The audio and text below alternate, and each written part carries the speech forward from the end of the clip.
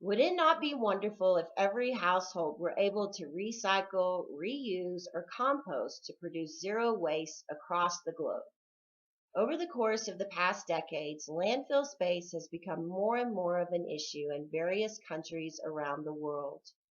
Fortunately, due to the introduction of recycling, less unnecessary waste is being put into the world's landfills and being reused and made into new products, which means less plastics, metals, and glasses are ending up in the world's landfills.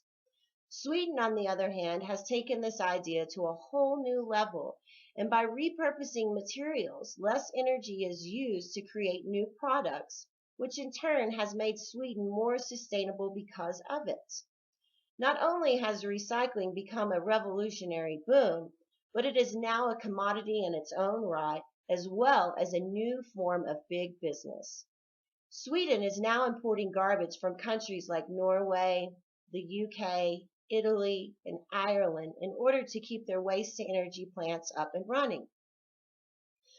This whole recycling revolution of sorts began because Sweden is a small country and does not have a massive amount of land to house landfills to deposit household waste that is produced throughout the country.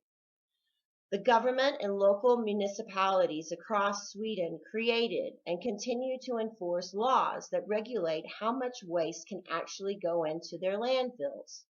In 2002, Sweden also adopted a ban on biodegradable waste in landfills in order to keep more used consumer goods out of the landfills in order to encourage composting and biomass energy.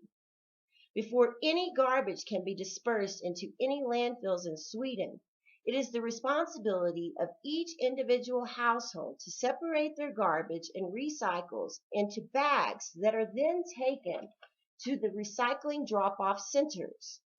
Each type of recycling material coincides with the color-coded bag to determine what is waste, plastic, metal, or glass.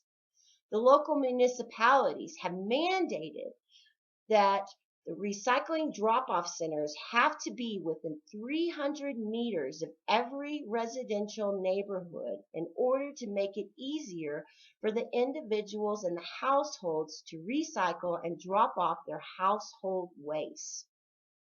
Waste to energy plants consist of large furnaces that are loaded with garbage that is then burned to generate steam, which in turn powers large generator turbines that produce energy and electricity.